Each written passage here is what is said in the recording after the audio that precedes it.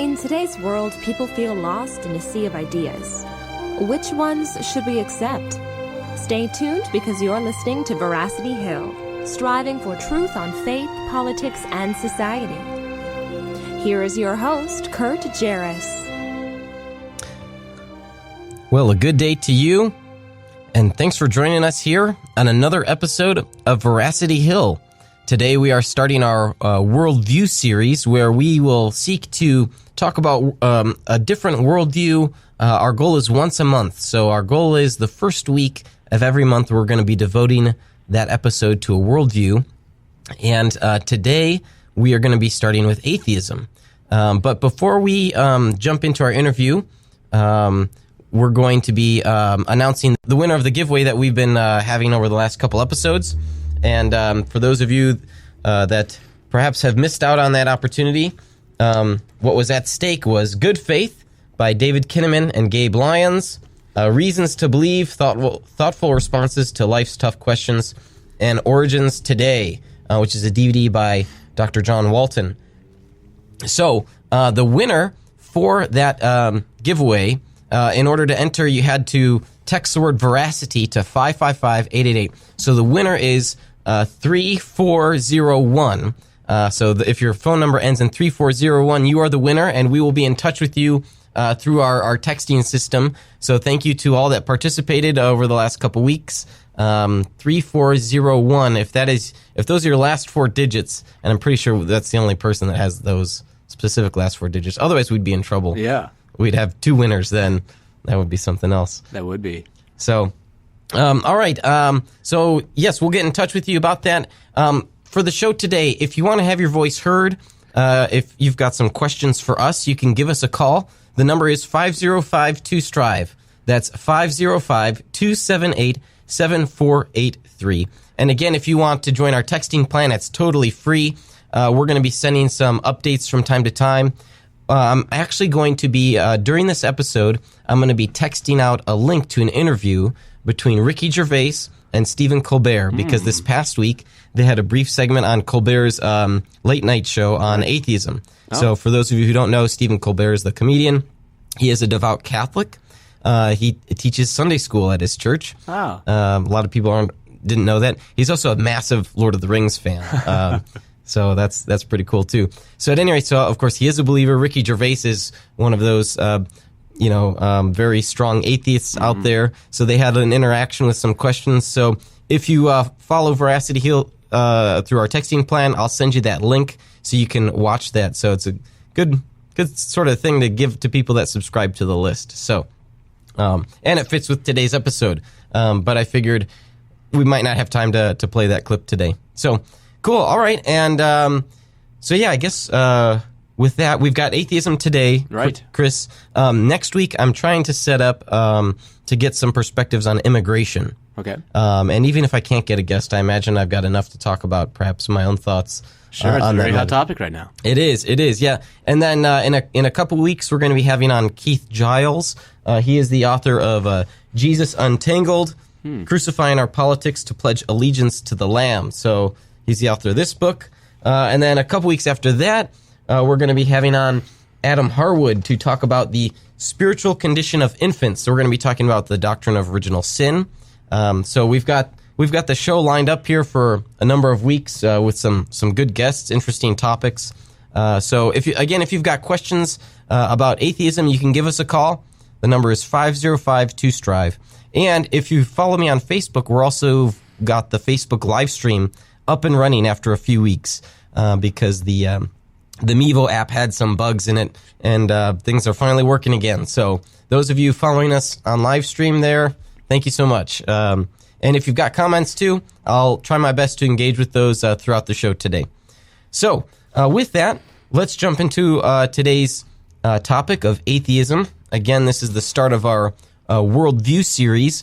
And so I figured, well, for a lot of people, they often think of these terms, Christianity or atheism, one or the other. While the issue is more tricky than that because there are alternative worldviews, of course. That just seems to be the popular one in our society today. So, but fear not, we will be looking at other worldviews as the year goes along.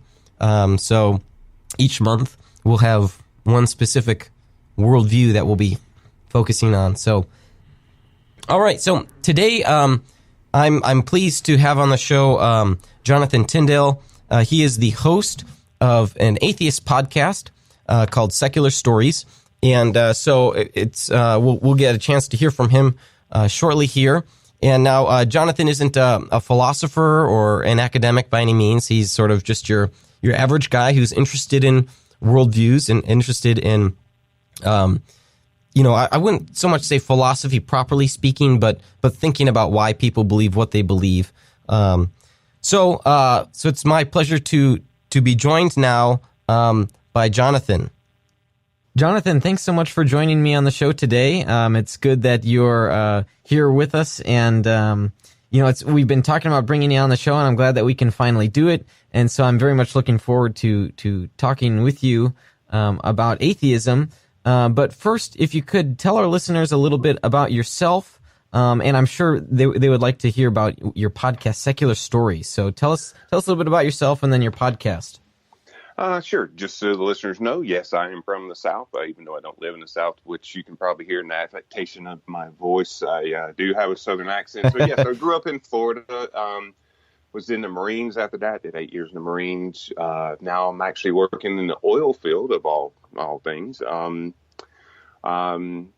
live in Pennsylvania. We kind of love it up here and plan on spending as much time here as we possibly can.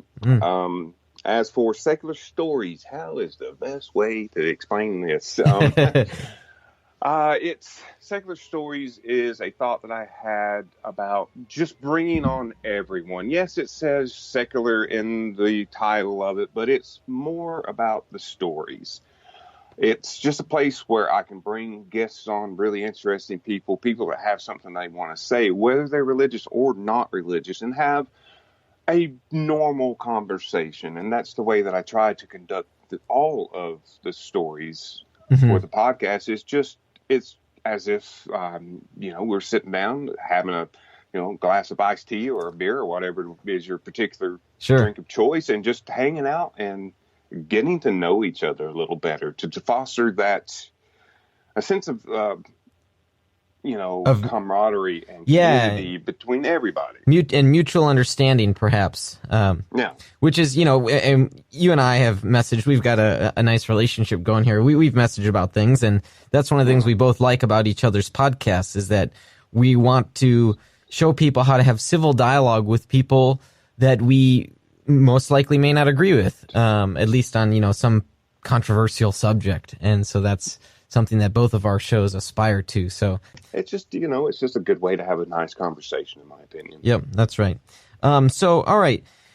So maybe I guess I should ask first with this question, since we haven't dealt with this topic on the show before.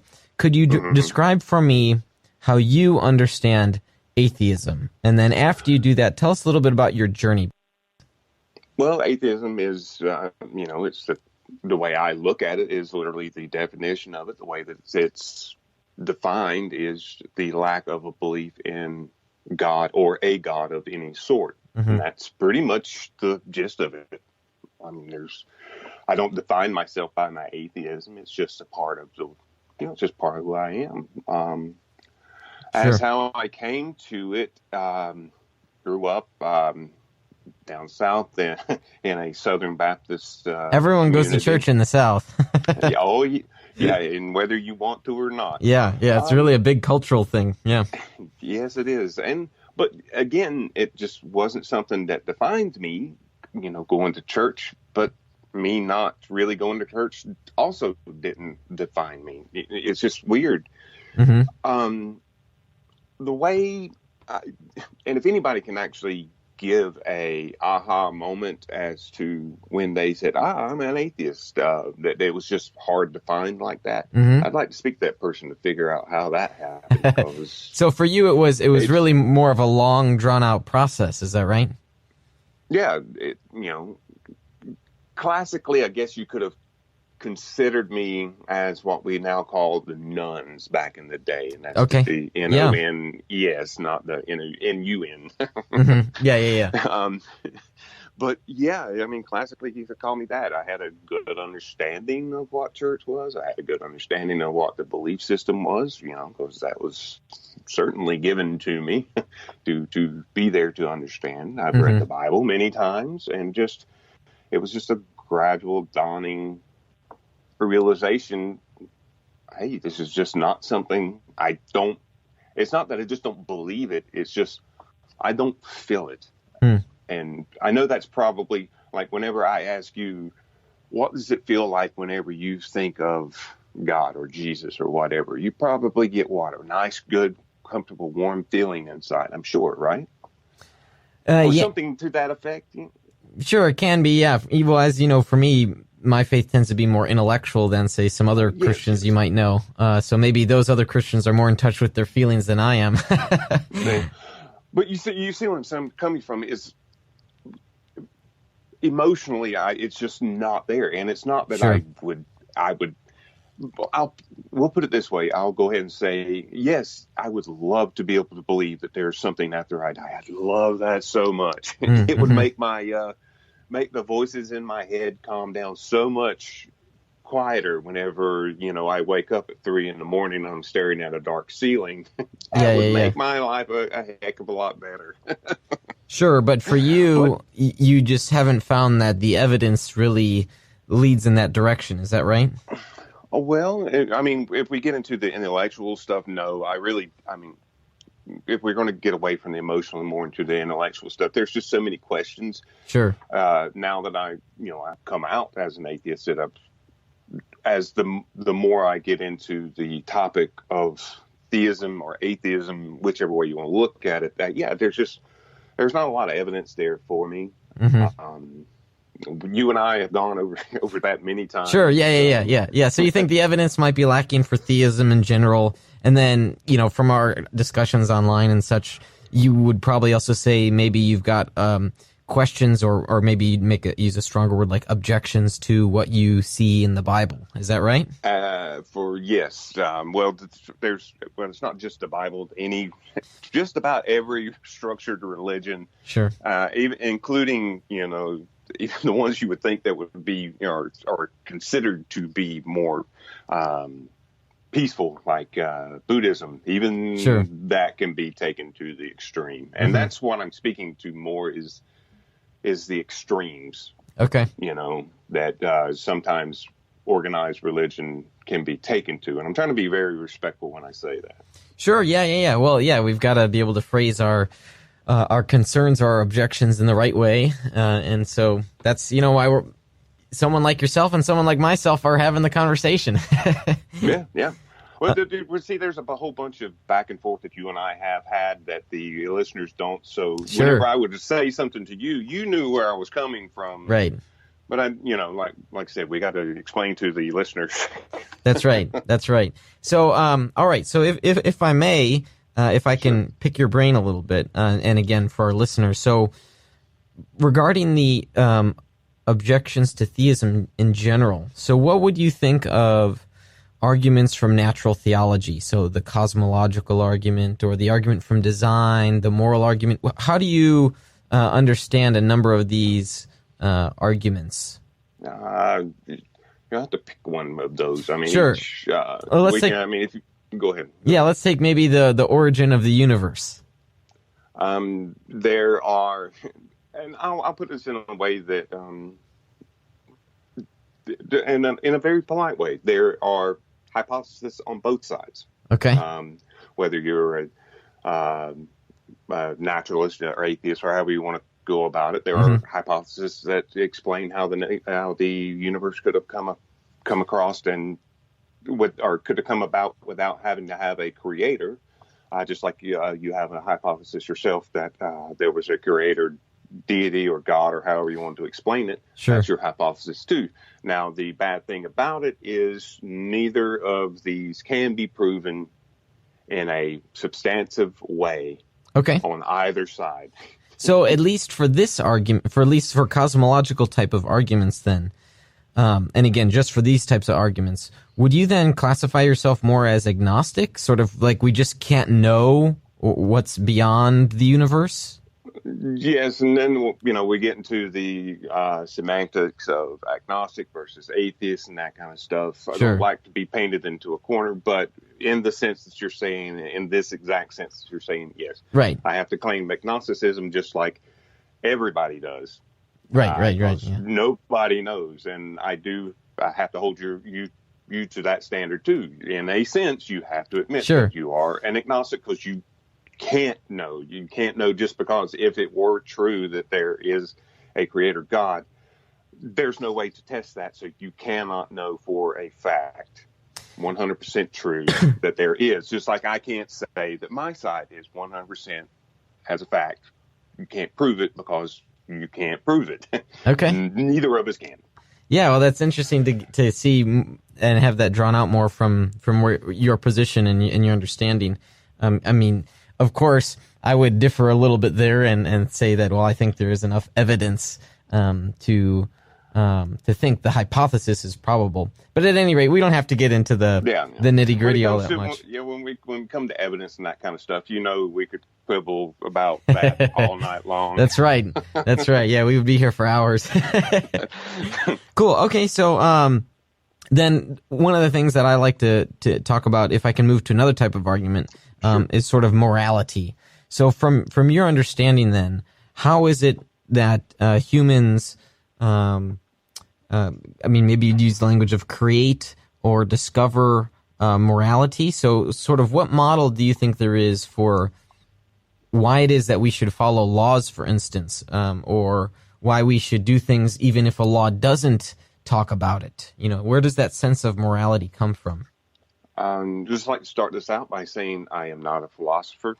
I'm just a normal guy. So and I know that's something that you are particularly good at. So if I say something that doesn't, I know you could rip me to shreds on just about anything when it comes to philosophy, and I admit that. But just the way I look at it is morality and, the difference between ethics and morality, that I'm pretty sure we can agree on. But the way I look at it is morality is just a successful way to become a civilization. I mean, okay. it has, and I'm not saying this. All right, I'll just say it has evolved. It's changed. It's been. Morality has had every type of experiment thrown at it, in my opinion. Sure. To fine tune it to where we're at today. Now, that's not saying that what we do nowadays is the best way to do everything. Yeah, we're still evolving then on that view, right? Yes, when it comes to what's moral. And I realize that sets me up for, the ethics the morals in the Bible are evolving too, which I admit that. It's just, it's hard to look at the Bible or any other text. I don't mean to just talk about just the Christian version of religion, but it's just what I'm familiar with. Sure, yeah. It's hard to look at it through the filter we have today versus the filter they had back then. Yeah, well, I would agree, and listeners of the show know that I would agree with that sentiment for sure, that we are so far culturally from that time that sometimes we have a hard time understanding what something in the text means. So that's right. And so in that sense, yeah, there's definitely, I'm sympathetic to maybe a call for caution in how we read the Bible, because I think it can be confusing for some people. Well, that provides a nice segue, because I wanted to then sort of talk about maybe your reasons from generic theism to your reasons for having caution or, really objection to Christianity. I mean, it's the basic things. Whenever you read through the Bible, you look at, how many, there's, 2 different Genesis stories, the entire book of Leviticus. I can pretty much take that and let's read through it, and, everybody will take what they will. Yeah, there seem to be laws there that seem to be ones that you think are immoral, right? Yeah, but that's putting it politely, maybe from your perspective. Yes, very much so. And there's, but again, like you were saying, taking it to the extremes, that's where I have where I think that we need to have pause is, again, if you take that the Bible is the literal and only way to live your life in our context today, that would really present some very problematic issues. And I would say you would agree with that if you were to live your life as the Bible exactly says to live your life today, that would, well, it gets you thrown in jail, if not sent to the electric chair. Yeah, so, right, and it seems, oddly enough, that a Christian and atheist would agree here then, even though maybe we still have different conclusions about the text itself. Yes. But we would agree that those laws were written to and for a certain culture long ago, I mean, thousands of years ago, and they do seem to go against some of our sensibilities, but in being cautious, we need to recognize, their cultural situation was also different. One thing that comes to mind to me is, for example, there weren't any prisons back all the way then. So how does an agrarian society, come up with a justice system? And that can be tricky, and it goes against our sensibilities because, here we are in the 21st century, and of course we're more sophisticated. We've got better technology. We've got, maybe a deeper understanding of law and justice. Yeah. Well, there was just so many of these sentences for disobeying the laws kind of surrounded around you die. And that's even, I'm assuming you mean specifically within the area that the Bible was written, that you meant there was no prisons, because that's not true of other societies. Right. Yeah. Specifically, I have in mind, the Levitican laws. Yeah. So, but yeah, you're right. There are concerns about maybe they used capital punishment too much or something like that. But there were also laws about cleanliness, for example, and yeah, it's tricky. We don't consider laws about cleanliness, like literally if a person, was clean, or if, what we would do if they had a disease, right? They didn't have hospitals. What they even meant by cleanliness, because some of the things to be clean weren't necessarily physical cleanliness. When it comes to that kind of stuff, I look at and again, we're putting this in the context of back then, not now. Sure. Of like when a woman starts menstruation, the laws about that. Right. Whether or not she had just had a male child versus a female child, and again, I know we always have to put in the culture aspect, which we don't understand. It's just all that kind of stuff. It's just a little bit off-putting, sure, at the very least, for my sensibilities. Yeah. Well, let's move a little bit on from early Old Testament to say the Gospels. So we've got this Jesus figure, and the Gospels talk about how he does miracles. So how does someone like yourself, I mean, you would, I'm assuming you reject here the concept of miracles. How do you understand, are those gospel authors just making it up, or what's your take on that? How would I say this? I'll just give it this much. At the very least, I think it's hyperbole, okay, or embellishment about situations. Wasn't there, don't know. But that's the way I would look at it. Like I said, it's either rhetoric, hyperbole, embellishment on something that might have happened. Good for the reader, but didn't actually happen. That sort of, that's without being painted into a corner. Yeah, I would say that. Sure. Sort of, yeah. Okay. And so then, in your view, I'll ask this very broad question. Well, first, let me start with this. So do you think that Jesus was a historical figure? Don't know. I've seen very persuasive arguments on both sides. Okay. All right. So let me then put this next question as a hypothetical. So if Jesus actually existed, who do you think he was? If he existed, and I'm gonna frame this as just being a person. I think he was a very well-meaning person. Okay. That wanted to see people reach their fullest potential, who might have had some, if not delusions of grandeur, maybe delusions. Okay. And I don't mean that to say that disparaging, because I know how touchy some of the listeners may get about that, but I'm speaking as if without the supernatural aspect, this is the person that Jesus would have been.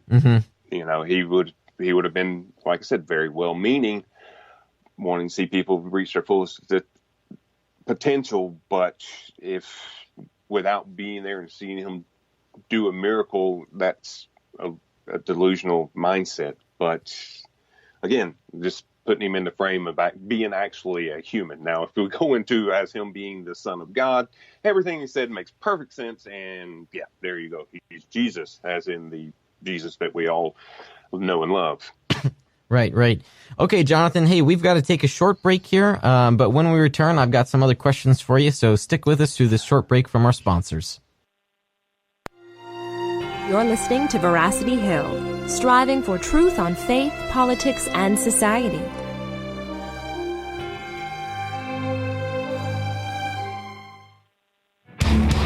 Evangelical Christians are talking about hell. What if we believe what we believe because we've always believed it?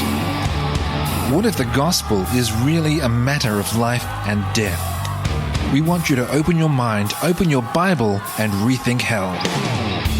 At rethinkinghell.com, evangelicals look at what the Bible says about hell, putting conventional and controversial views to the test.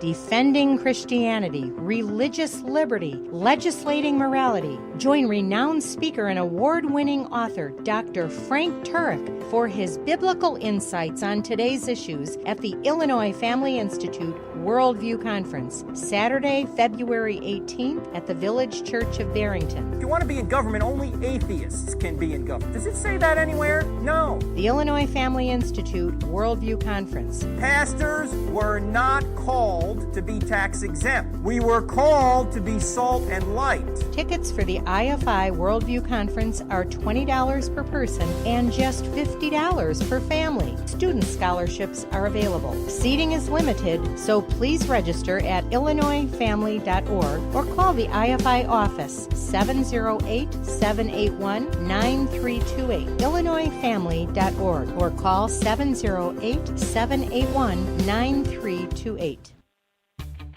Are you tired of wasting your time and money on ads that just aren't producing? What if there was an easier way to get great advertising results with tons of traffic and social engagement to your brand without wasting your time or money? Well, there is an easier way, and it's called TrafficBuffet.com, a new and easy way to generate the traffic you need through our global network of publishers, all with one click. Explode your site traffic and send tens of thousands of potential customers to your site daily. Build your brand with our social campaigns like Facebook, Twitter, YouTube, and more. Our dedicated account reps provide amazing support. So don't wait. Get started today.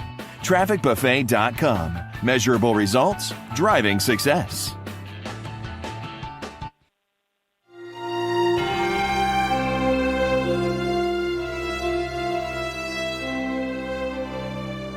Well, I'm back here with Jonathan Tindell, and today we're talking about atheism. But before we get back into that, it's time for a segment of the show that we like to call Rapid Questions. And this is a segment in the show where we ask short, lighthearted questions, and we're looking for fast responses. So, Jonathan, are you ready? Go ahead, fire when ready, Gridley. All right, here we go. What is your clothing store of choice? Walmart. Taco Bell or KFC? KFC, definitely. What song is playing on your radio these days? Mostly podcasts. Where would you like to live? Pennsylvania. Favorite sport?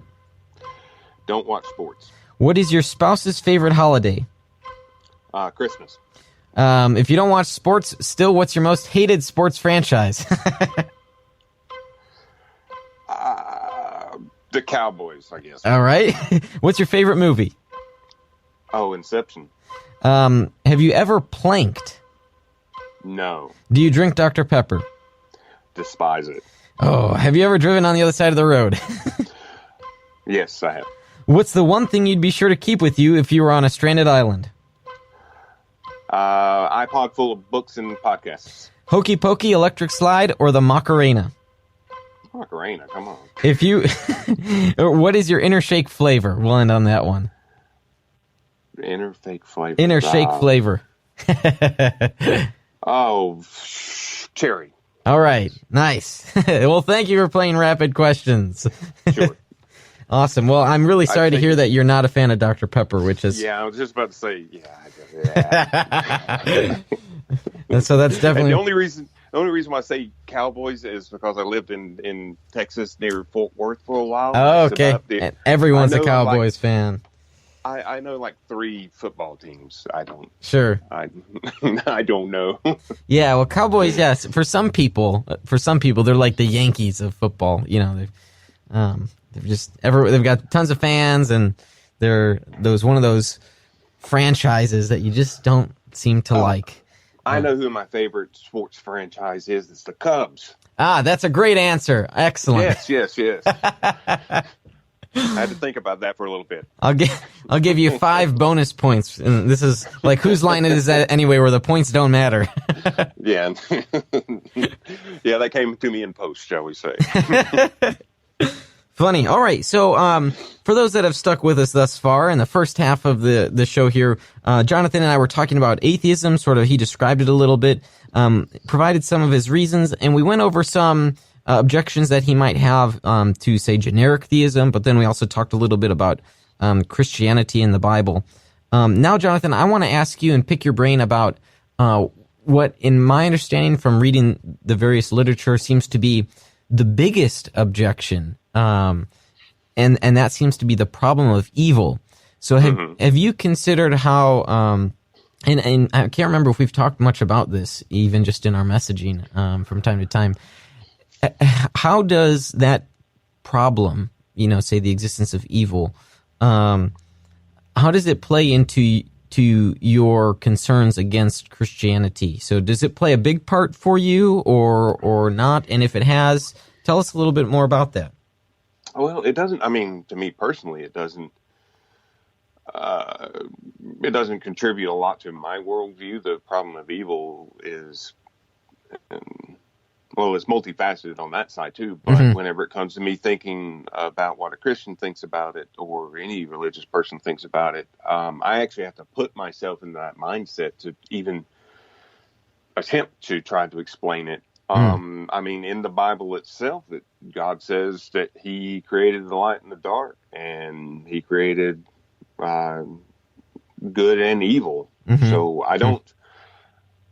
I mean, I know you probably know that which passage that is right off the top of your head, but that's pretty telling. And at least whenever I would put myself into a Christian's point of view, I don't know whenever you read that passage, what do you take of that? Now, this is something I'm going to have to ask you. Sure. I know this is one of your specialties. So yeah. So are you? So in Genesis accounts, it talks about how God's creation was good, and of course the standard model is that then man came along and screwed things up. What I take that you have in mind here comes from Isaiah 45. I form the light and create darkness. I bring prosperity and create disaster. Is that what you're talking about? Yeah. Somewhere. Yeah, that's what I was thinking of. Yes. Sure. Yeah. So at least the way I understand it, it's that, and some translations I think have calamity there.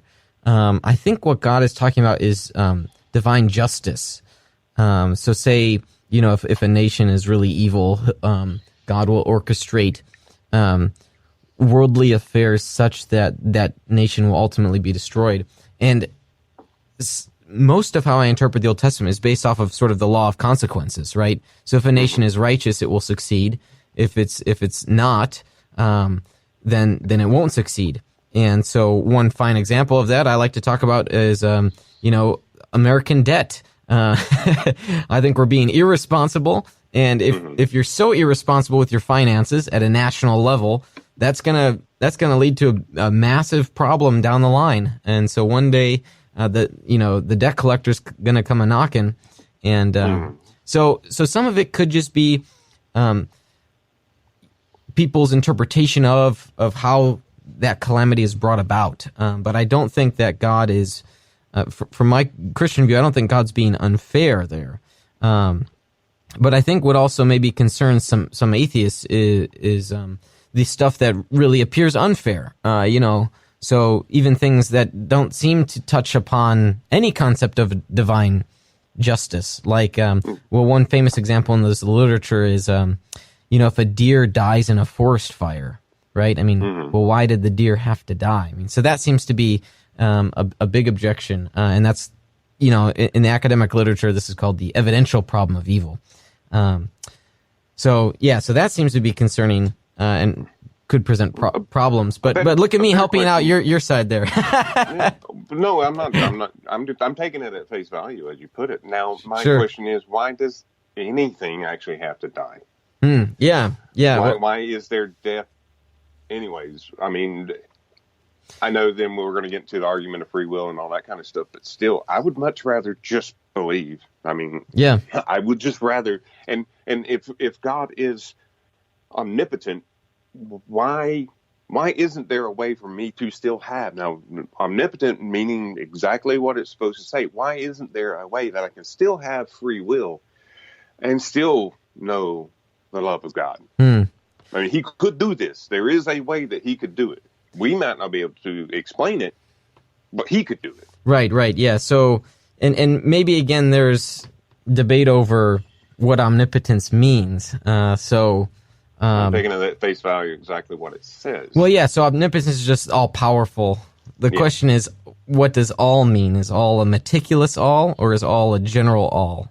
I don't think I'm being too overgenuous with what God can and can't do if I say he can do everything. Okay, so I think that's... Let me pose a question to you this way then. So, if God were to exist on your view, and he were to be omnipotent, how you understand omnipotence, could he create a world where humans have free choices to do good or evil? Could God be so powerful that he creates that? Yeah, God could do that. Okay. So, now in my view, I think that's what has happened. I think God, in his omnipotence and in his foreknowledge and omnibenevolence, he creates a world where creatures do have a free choice, and the creatures, and again, since I'm a Christian, I'm going to say both spiritual creatures and supernatural creatures, like angelic beings or demonic forces, but in addition also humans, we have free choice, and a number of us misuse this, and so at least for some cases, not all cases, for some cases we can explain how it is that some people die because humans kill other humans, and it's a sad thing, and it's not the way God wanted it, and so we're in that sense misusing our free will. Well, then why aren't we doing it? I mean, and I know you gave him the existing pre-choices, but the only way to really, if you were to give that to God, the only way that you could interpret that, really, in my opinion, would have to be the Calvinist choice, because he could have chosen, Sure. Yeah. Well, so my objections to Calvinism, and those listeners who follow me on this, yeah. Well, that too. Yeah. So I'm concerned that Calvinism does not secure human free will, and they define free will differently. So I think freedom entails, at least some cases, the ability to do otherwise, whereas Calvinists would say, well, you just have the ability to do as your will is. And so I think that's a bit concerning to me, because they think that, the human will is only evil. But moving back here to the topic, so I think my concerns on the Calvinist conception of God is that, well, they don't secure human freedom. So, and of course the Calvinist thinks, on my view, that I don't secure divine omnipotence. And that's, you see, I'm putting myself in your position. Sure. I really am whenever I'm doing this, is in the end, I care, but I don't really care because the only reason I care is that I'm having a good conversation with you. That's the only sure. thing. Well, and that's the only thing I really care about. And what you're doing, since you're an atheist, you are looking at the internal coherency of a worldview. You're saying here's Christianity, and Christianity talks about how God is loving, and yet here we have this world full of evil. So how can Christianity be coherent if we have those things? So in that sense, you're presenting a valid concern insofar as you want the worldview to be coherent, and your conclusion is that it's, at least your present conclusion is that it's not. So I understand what you're doing there when you take on the other perspective, and that's a valid methodology. And in the end, I'm just trying to be a good friend. I'm just. Oh, sure. I honestly am. Whenever I'm having these conversations, yeah.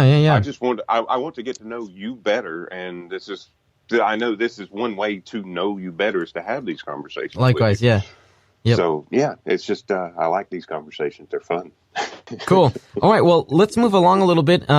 Sure. My next question is, and maybe this will be a fun one for you because I don't know if you've thought about this or not. So I hope it doesn't catch you too much off guard. Sure. So what would it take? So this will be a two-part question. So what would it take for you to become a theist? And then the second question would be, what would it take for you to become a Christian? So maybe take the first one first. So what would it take for you to affirm that God exists and say that, he's interested in the affairs of humans? Now, I have two answers for this. One is the Matt Dillahunty route. Okay. God knows what it takes to make me believe. Okay. And I'm giving the benefit of the doubt. Yeah, you're saying if God were to exist, then he would give you enough evidence, but and not evidence. He would be able to express himself to me in a way that I could believe. Okay. Not evidence. Now, evidence is an entirely different semantic word. I'm talking about believing. He could present himself to me in a way that I could believe.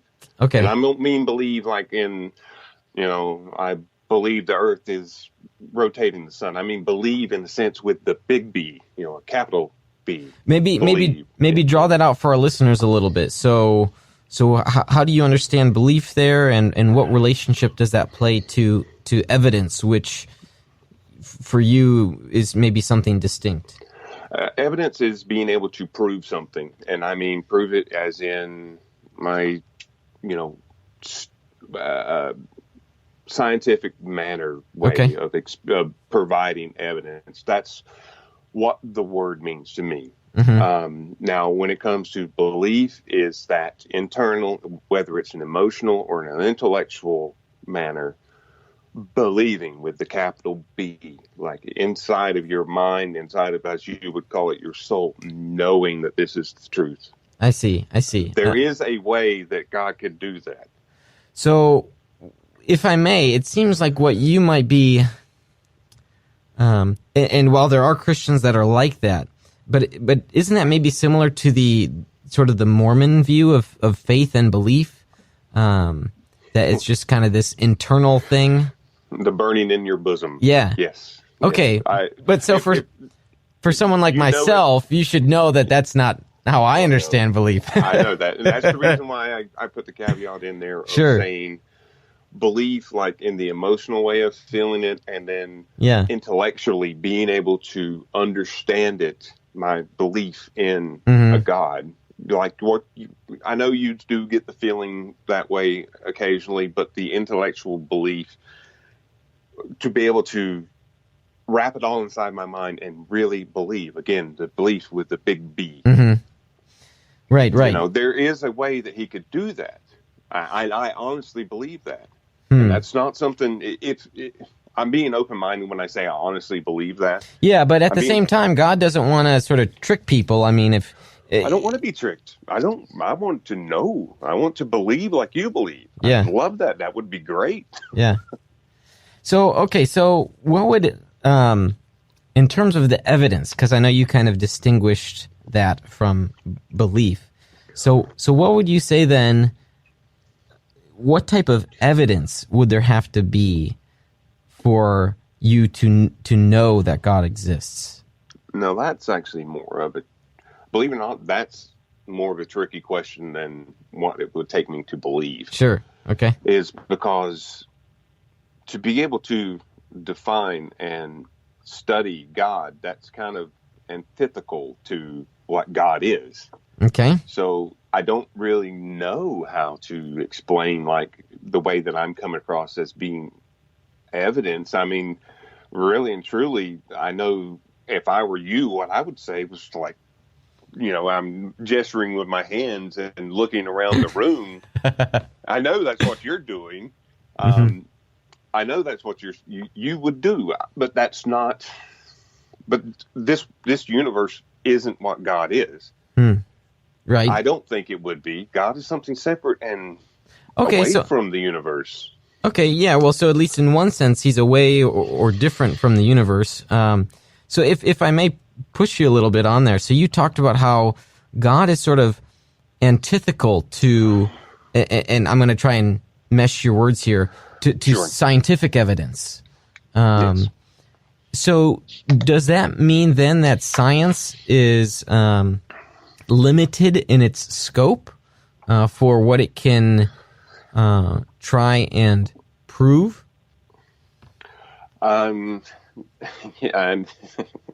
Yes, it is. It very much is. Okay. And then I have to revert back to the first answer that I give.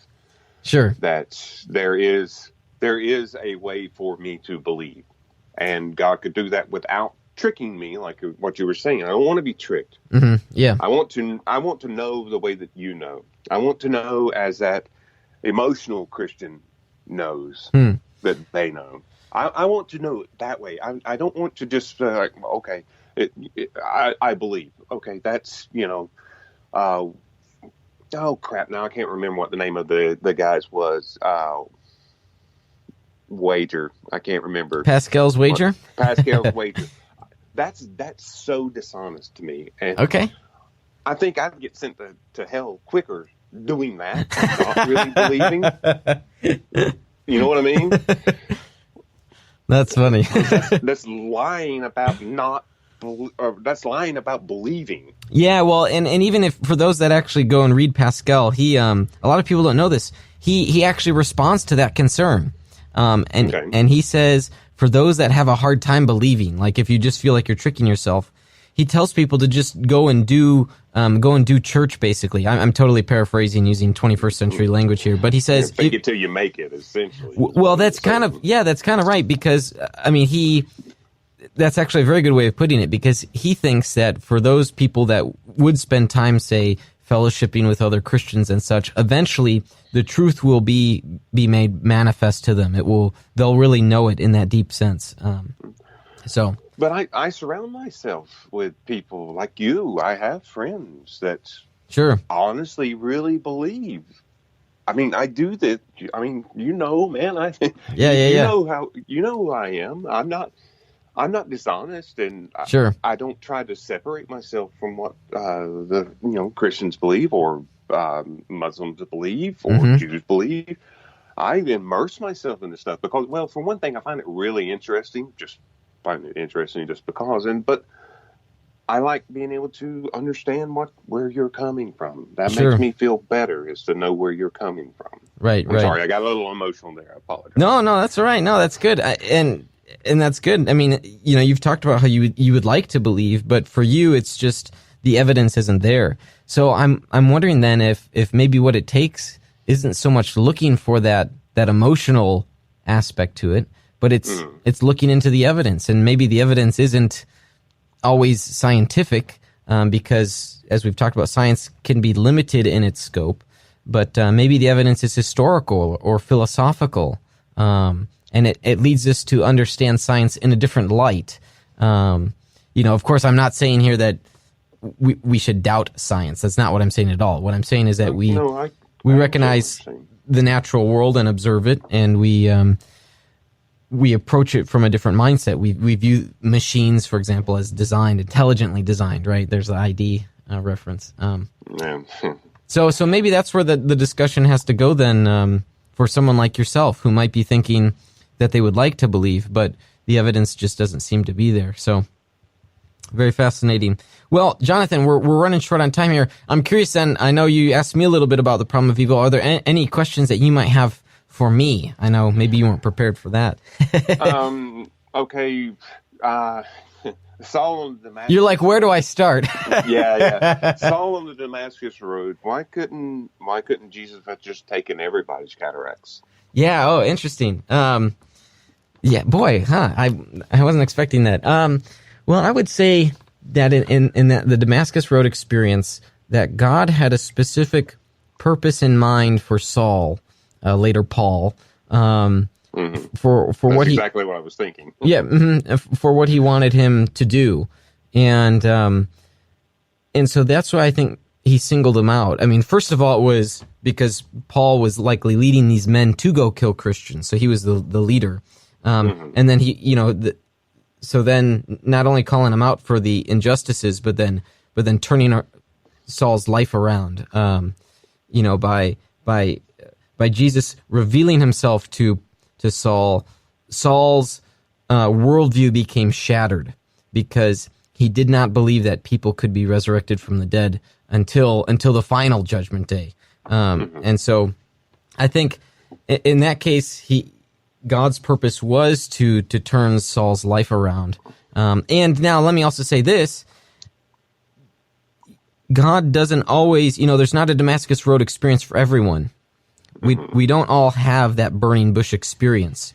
We don't all have an angel come and tell us to lead God's army. So for those there that aren't too familiar with the Old Testament references, that's, the example with Moses and then with Gideon. So when we read about these supernatural events, I think that it's because these men and even women sometimes had special purposes, and we don't all have those special divine purposes.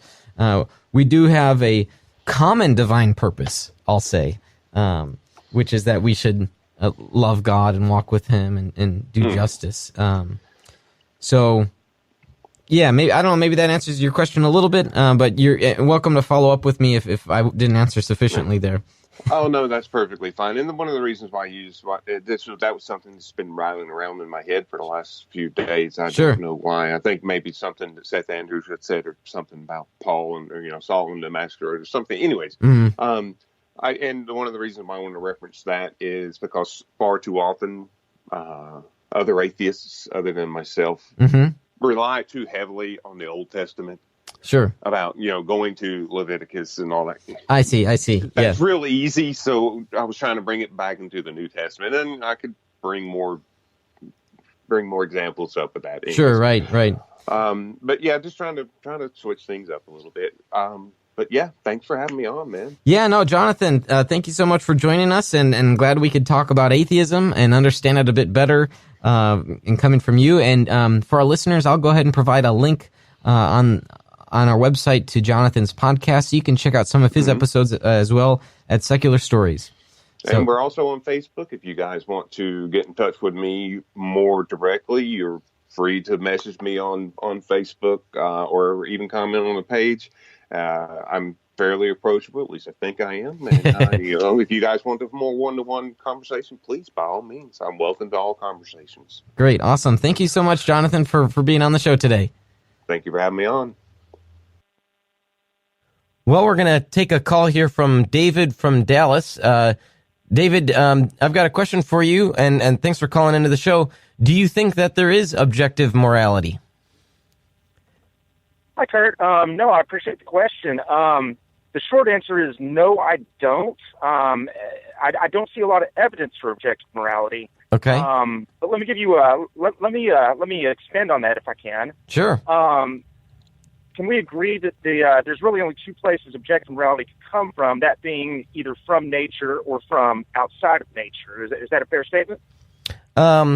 Yeah, perhaps. Yes. My own view is that it comes from outside of nature, but we might find it in nature, but not what ultimately grounds it. But continue. Sure. But some people would assert that they can derive it from nature. There's atheists such as Sam Harris, probably others. Sure. Yeah. Eric Wielenberg is. The point would just be. Yeah, absolutely. So I guess my point just then is, for me to say that there is objective morals, you would have to show me that one of two things: either how it comes from nature and where. Or, while it's easy for me to see how it could come from God, let's say, you would first have to show me that God exists. So unless I see evidence for one of those two things, which I don't, I would probably just have to conclude that morality is more subjective or relativistic, if you will. Okay, so tell me then a little bit about that. So what do you think grounds our sense of morality? Well, I think, there's a couple of assumptions, I think, that you're making in that question. So when you say, number one, our morality, that assumes that we have a shared morality. And it also kind of makes the assumption that it is something that grounds our shared morality, then that something is objective, I think. And I don't know that I buy the premise on that. If you see what I'm saying there, I think that if you're asking me what grounds someone else's morality, I can't answer that. I can tell you, more about what might ground my morality or how I come to moral conclusions. I see. Yeah, so it's just concede that there is objective morality. I don't know how I could answer the question as asked. I see. So morality is sort of up to the individual, but we as a society just come together and try to make laws based on, here we're in a democratic republic, right? So we vote on maybe what the people we want to represent us, and they make the laws. Is that right? Well, yeah, no, I think that people have their own moral conclusions. Everyone has different ones in some cases. I do think that some moral conclusions are more ubiquitous than others. We can probably think of examples, along those lines. But then when society comes into play, I think then we're talking about, laws for behavior and things of that nature. But that's different across different societies, right? Sure, yeah, good. So if different societies and different countries have different laws, who are we to judge another country? So, for example, of course, I'm going to commit Godwin's law here. Doesn't that mean that we can't critique Nazi Germany for what they did because they were sort of just doing what was right in their eyes? Is that right? Or would you say we can critique Nazi Germany? Well, when you say critique, critique in what sense? It's very obviously we can say that we think they were, we think they were wrong, or we think, we would not do some of the things that they did. But again, to go back to, your original questions, their objective moral values. I don't know that we could say that Nazi Germany was objectively morally wrong. I think that, we would have to. I think that's almost an appeal to emotion or an appeal to desire. I think it's easy to say we want to say that Nazi Germany was objectively morally wrong, but I don't think wanting to say that makes it necessarily true. Does that make sense? I see, yeah. So you then think that the Nazis weren't objectively wrong, but just from our subjective vantage point, if you will, we think they were wrong. Well, obviously we think they were wrong, but I think they were also wrong if you look at, morality in the sense of trying to accomplish goals in society. There can be right or wrong actions taken in pursuit of that. So it's very easy to say, for example, since you brought up the Nazis, one of the goals of the Nazis was to create the 1,000-year Reich. Right? So I would argue that the actions they took, you would say they were objectively morally wrong. I would say they are wrong according to my subjective morality, but I think we could also say they were wrong actions in pursuit of the goal the Nazis themselves set. Any way you slice it, you say they're wrong, I say they're wrong, and I think we can agree that, their actions were wrong in achieving the goal they set for themselves. The outcome's the same either way, right? Well, but so when in other words, I'm saying I don't know that we need. I don't know. I'm sorry. I was just saying that I don't know that it's necessary to have a philosophically, objective way to ground something like that in order for us to come to agreement on the rightness or wrongness of action. I see. Yeah, but we might disagree on how or why they were wrong. So for you, they were wrong because maybe they had the wrong goal. Is that right? They were trying to create a society which was unsustainable. Is that Am I understanding you correctly there? Well, I certainly think they were creating an unsustainable society. They were also creating a society that I certainly wouldn't want to live in, but the majority of humans wouldn't want to live in. That's part of the reason that they had an unsustainable society. They tried to create a empire that was hostile to everybody within it and without it for the most part. But I would say they were wrong, because coming back to how I look at my morality, which is a product, of course, of my culture, my environment, different things, my experience. Mm-hmm. They were creating an environment that was not conducive to things like individual liberty and, doing minimal harm to other people, different things like that. I don't assert those are objective morals that everyone would probably value, but I certainly do as a product of my culture, as an American in the 21st century. Sure. Yeah, your past experiences and such. Okay, so I've got a question for you then. So part of my intuitions are that, I don't want to have another Nazi Germany occur, and because I do interpret what happened as objectively wrong. So then what on your worldview would prevent a second Nazi Germany from occurring, if there is anything on your worldview? Sure. So, I struggle with that question in the sense that you mean it from a philosophical standpoint or a practical standpoint? I guess both. Well, certainly from the philosophical standpoint, I suppose it'd be easy to construct a world in which, a second Nazi Germany could arise. I'm not convinced that practically it would be this world, given the fact that we have the experience of Nazi Germany. We have, a much more interconnected world economy now. We have weapons of mass destruction. We have, I guess what I would call the institutional memory of humanity of having gone through that. So a Nazi Germany analog as a nation state would be very hard for me to practically envision. Gotcha. Even if we could, even though we could maybe conceive of something in theory, I don't know that. Sure. So it would be anywhere likely. So on your worldview, then you're saying it's logically possible, but it just seems impractical, right? Yeah, I mean, it's logically possible to think of to construct that scenario. I just don't think that it is in any way practical in the real world. Okay, all right. So let's talk then about the feasibility of Nazi Germany. What do you think? Okay. Were there shortcomings? So let's suppose, let's sort of do a thought experiment here. Let's suppose that Nazi Germany were to succeed. I think there's like an Amazon Prime show. I forget the name of it right now. An Amazon Prime show that talks about High Castle. Oh, maybe that's it. Yeah, Man in the High Castle. That rings a bell. Yeah. So if we could think of things that would have allowed them to not have lost the war, what do you think would some of those things be? I don't think that there is one. So what the Nazis did, if you want to really boil it down, is they went to war with the world's largest empire, Great Britain, the world's largest country, Russia, Soviet Union, and the world's greatest economy, the United States, at the same time, while simultaneously subjugating and brutally, killing off in many cases, but certainly repressing the population of continental Europe. This being a nation of less than 80 million people that did not have the intrinsic capability to take on any one of the three powers they took on. So I would not see any scenario in which they could have won World War II, except if you were to construct a scenario that would lead to them not being Nazis anymore. But in that case, the question doesn't make sense. Right. I guess what I have in mind here is something like, well, let's suppose that they don't attack Russia. Let's suppose that they don't attack Great Britain, but maybe they increase their borders on the continent some more, the Western Europe, and they sort of leave it at that. They did. But remember, they didn't attack Great Britain. They attacked Poland, and Great Britain declared war on them along with France as a result of that.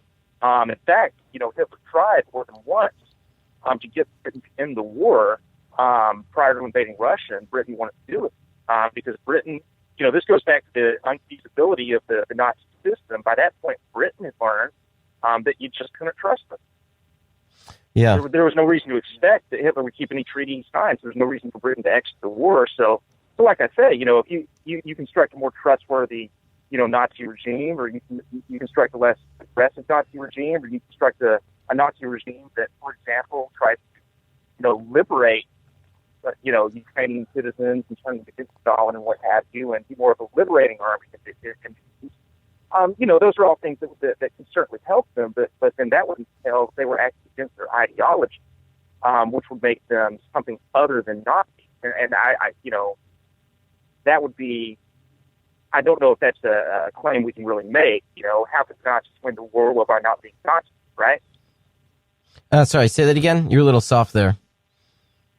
I apologize. I was saying, ultimately, the answer to, if there was a conceivable way for the Nazis to win the war, it would be to act in a manner in which they wanted to be the Nazis that they historically were. Well, sure.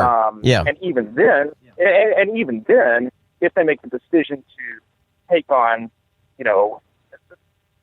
3 or even 2 nations simultaneously, none of which were superior to on their own, they just don't have a way to win.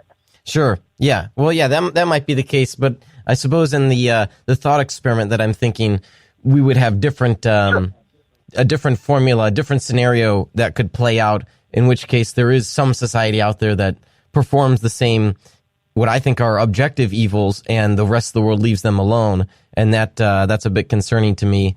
So is what you're getting at the right makes might, or the might makes right endpoint? Is that kind of where you're going with that? Not necessarily. Not that might makes right.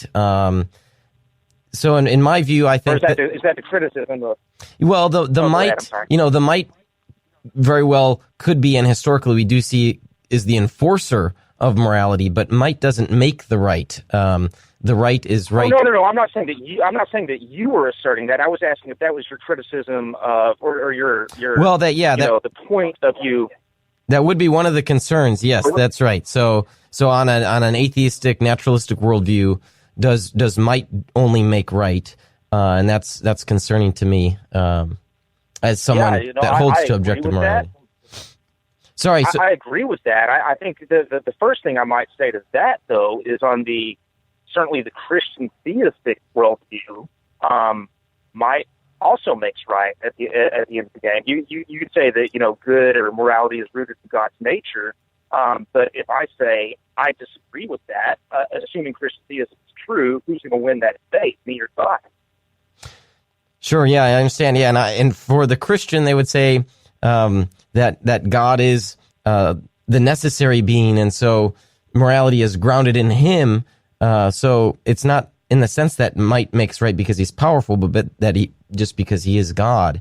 At any rate, David, we're running short. We're running short on time here, and I want to thank you for your call. Thanks so much for calling into the show today. Absolutely, I enjoyed it. I appreciate the conversation. Thanks much. All right.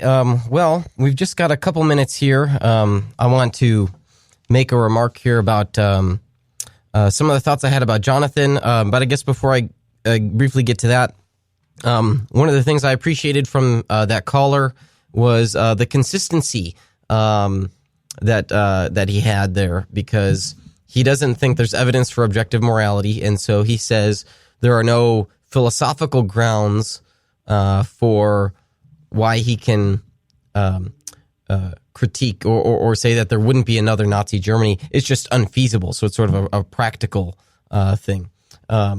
So I appreciate the consistency there. With Jonathan, I had some thoughts about, I had some concerns over his use of some terms like evidence and belief and such. So one of the commenters here on Spreaker, where we've the show is hosted here, he writes, here it is, you want to believe like Kurt does, so do it, believe. Augustine said, I believe that I might understand. Many require understanding before they believe, but this is the issue for you, Jonathan. Believe, start. If you can't, if you say you can't, why? Why can't you? That's the core, let's start there. So that's an interesting thing. What are the reasons why, say, Jonathan can't find himself coming to believe? And so I think maybe there's something else going on there with the evidence, because I don't hold that same perspective as Jonathan about the relationship between belief and evidence. For him, he admitted belief was kind of like that burning in the bosom feeling, which is not the way I understand faith and belief. Well, we've gone long over our time today. So I want to thank you that have made some comments here on the live stream. Thanks for your participation there, Seth and Travis and others there. John, thanks for tuning in today. That does it for our show today. I am grateful for the continued support of our patrons. Those are folks that just chip in a couple bucks a month to help us run. And for the partnerships of our sponsors, Defenders Media, Consult Kevin, The Sky Floor, Rethinking Hell, the Illinois Family Institute, Evolution 2.0, and Traffic Buffet. Thank you to the tech team, Chris, and thank you to our guest today, Jonathan Tindell. Thank you for listening in and for striving for truth on faith, politics, and society. You've been listening to Veracity Hill, striving for truth on faith, politics, and society. This is a listener-supported program. For more resources, including past shows, visit veracityhill.com.